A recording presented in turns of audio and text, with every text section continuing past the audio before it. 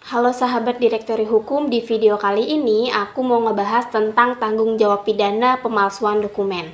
Apa itu pemalsuan dokumen? Pemalsuan dokumen adalah praktik yang melibatkan tindakan manipulasi atau mengubah dokumen palsu dengan maksud menipu atau mengelabui pihak lain.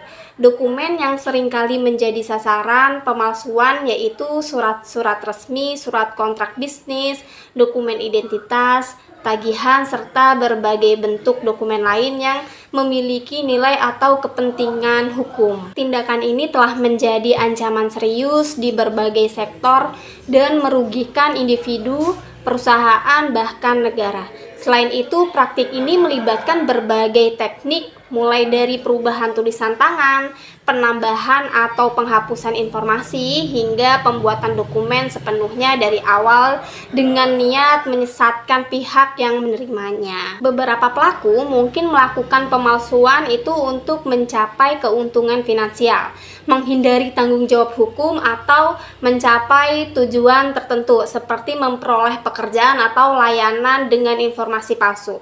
Di sisi lain, ada juga yang melakukan pemalsuan itu untuk tujuan kriminal, seperti menyembunyikan identitas. Di era digital saat ini, pemalsuan dokumen juga telah berkembang ke ranah online.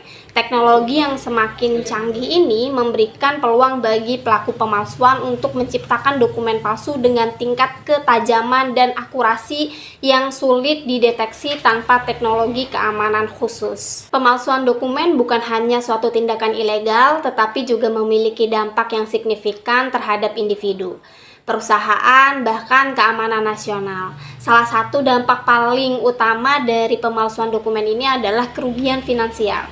Transaksi atau kesepakatan yang berdasar pada dokumen palsu dapat mengakibatkan kerugian keuangan yang serius bagi individu atau perusahaan. Pihak yang terlibat dalam transaksi tersebut mungkin saja kehilangan aset, pembayaran, atau keuntungan yang seharusnya mereka terima.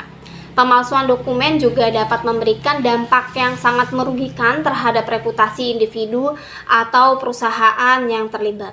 Reputasi yang rusak sulit dipulihkan dan dapat berdampak jangka panjang terhadap hubungan bisnis, kesempatan pekerjaan, atau bahkan kehidupan pribadi. Dalam konteks ekonomi, pemalsuan dokumen juga dapat menjadi penghambat pembangunan.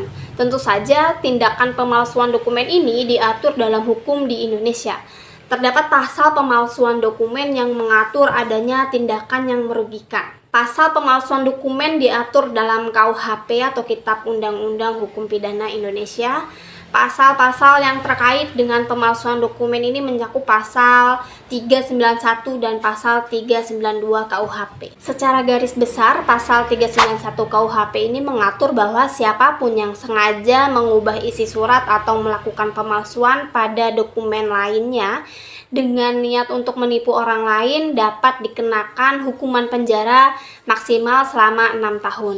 Sementara itu, pada pasal 392 KUHP, pelaku yang akan dikenai pidana penjara maksimal 8 tahun diberlakukan bagi individu yang melakukan pemalsuan pada dokumen seperti akta otentik, sertifikat hutang, surat sero, tanda bukti dividen, bunga, atau surat kredit. Hukum pemalsuan dokumen dapat menjadi lebih berat jika seseorang melakukan manipulasi terhadap arsip yang dianggap penting dan rahasia, seperti terlibat dalam tindakan terorisme, korupsi, atau kejahatan lain yang berdampak signifikan terhadap kehidupan masyarakat umum.